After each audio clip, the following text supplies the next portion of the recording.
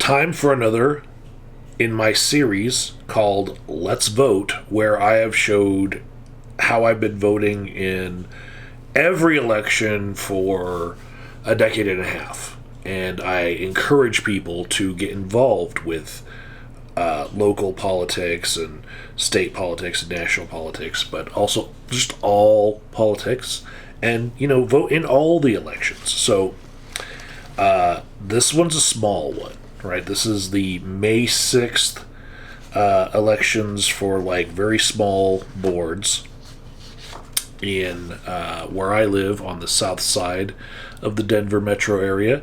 And first, I have the official ballot for the South Metro Fire Rescue Fire Protection District. And you can see it's my real ballot. Here's my real vote, right? This is the only thing on the ballot. There's three people: Kathy Willis, William Shriver, and Cheryl Poge. So I went with Willis. She seemed like she had a lot of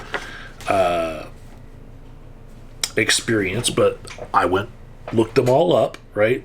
Colorado Community Media has a page where all three got to answer some questions, and I'll show you why I voted for Poge over Shriver and Willis. Now,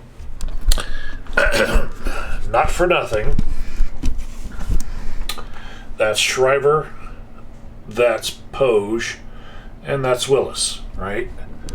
I did not vote for him. I did not vote for her. I voted for her. Not because she has the puppy in her hands, right? I didn't vote because of the picture. But if I were looking at the pictures, I still might have picked her because she's the only one that looks like she can still climb a ladder. And this is for, the fire district, right? This is like the person who's in charge of a lot of fireman stuff, right?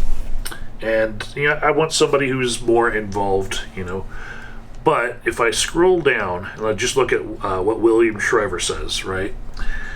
He says, "I have a calling," right? Right in the beginning of what he's saying, right? I have a calling.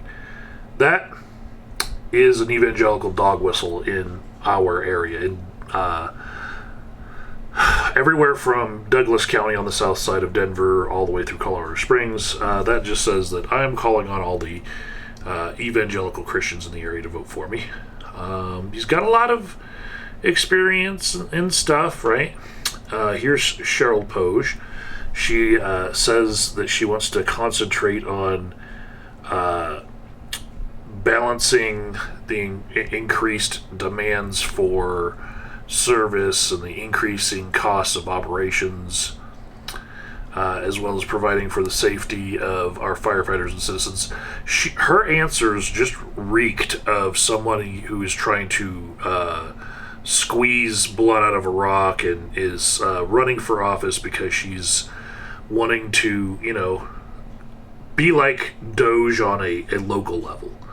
And so I don't like her philosophy of trying to get something for nothing and beyond, But when I looked at Kathy Willis, she had some experience where she worked closely with leadership and union representatives, and that aligns more with my political philosophies that you guys already know.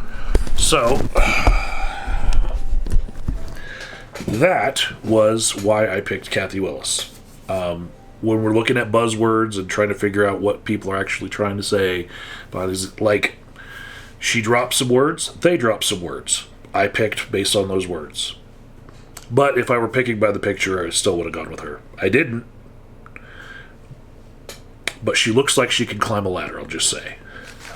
And she looks like she's been doing it for 40 years, just like she says in her bio. Next, I have a different election that I have to vote in, and that is for a water and sanitation district here. And I have two people to pick from out of three. One's the new person, right? And so let me go to this water district page here. So this is Langley, Booth, and Silverthorne, right? Langley and Booth are already on the water board. Silverthorne's trying to get on, right? Langley, I liked his bio. He's got a lot of good experience. Booth was a former teacher, which is a plus in my book.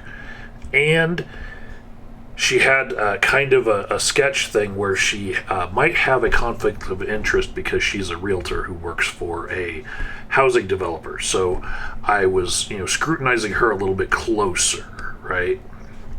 But if we look at the things that Silverthorne said in her answers,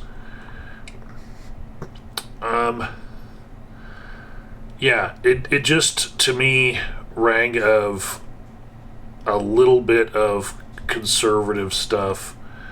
But when she started talking about, I understand public finance budgeting and audits and management, I'm a fiscal conservative focused on keeping costs reasonable and long-term planning.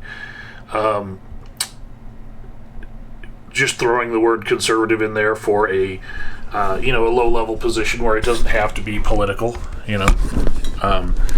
even if you're just saying, I'm a fiscal conservative, not a,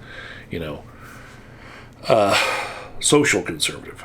You're still kind of outing your politics. And so I went with the former teacher who now works as a realtor for a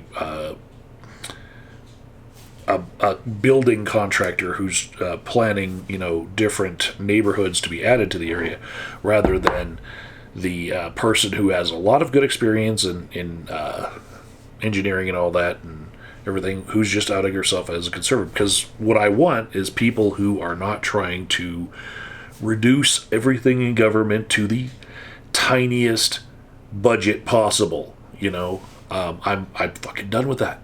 I'm done. I would like to see actual good work being done by the collective efforts that we do. And there are so many people trying to enter politics now, trying to cut the fat, and they end up cutting everything that works about all of our programs. So that's what I'm trying to avoid here. So that's why I voted the way I did. And the most local level, the in between the presidential election and the every 2 years representatives election of the congressional election, there's other little elections, and you should vote in all of them, and make sure that you have a good working theory as to why you vote the way that you do, right? Make sure that it comes through in the decisions that you're making, because if we don't, then we're just going to have our whole government go to shit. Case in point, what we have right now. Laters.